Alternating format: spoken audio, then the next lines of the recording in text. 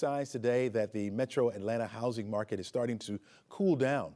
The median sale price in the metro Atlanta area dropped 2.5%, down around $397,000. In April, the market saw a 63% surplus for sellers over buyers.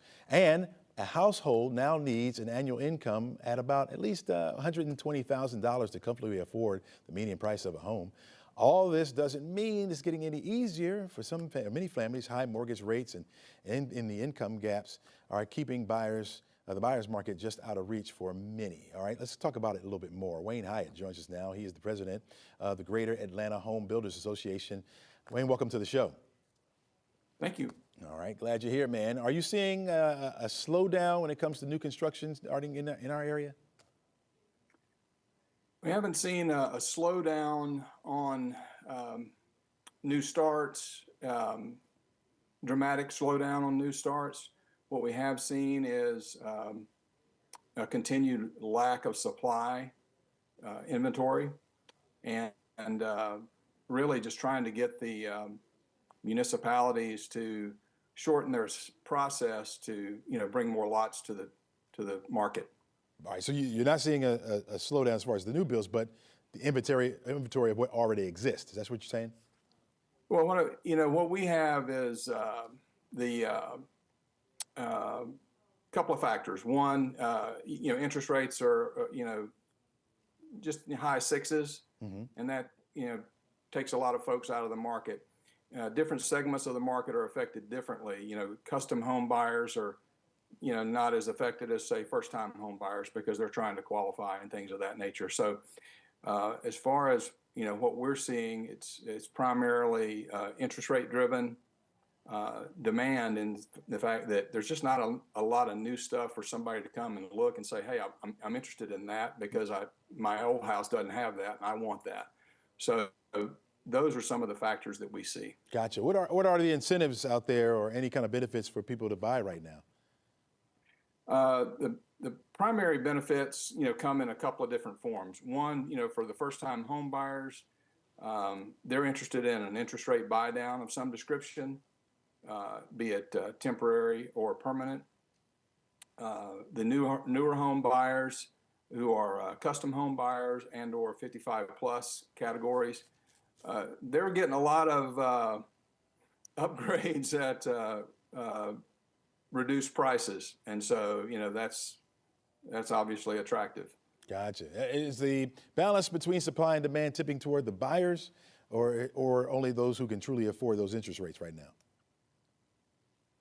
I would say that the supply and the demand, there's still a demand for new homes, but what we don't have is we haven't had a whole lot of resale activity. The resale market is kind of subsided a little bit, and it's not as vibrant as it once was. There were times when a resale would go on the market and there'd be 10 offers, and that's just not the case.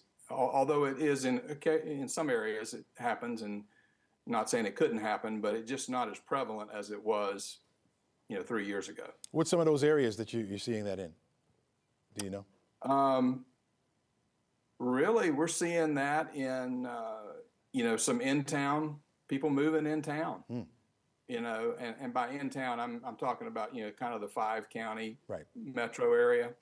And then for the new construction, there's still the old saying, drive till you qualify, and that's what's happening with that.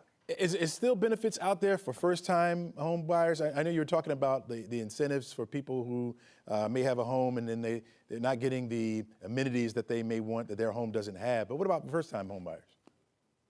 There are some programs out there for first-time home buyers, and they're driven by income and things of that nature. But they're kind of specific to entities that are offering those, such as kind of like the old bond programs and things like that. Yeah. You mentioned people wanting to move into the what you call the metro area, meaning the 5 major counties around our area. Are there any places within those that people want to be in more than others? Are people coming back to the city? Are people just wanting to be in the suburbs? What are you seeing?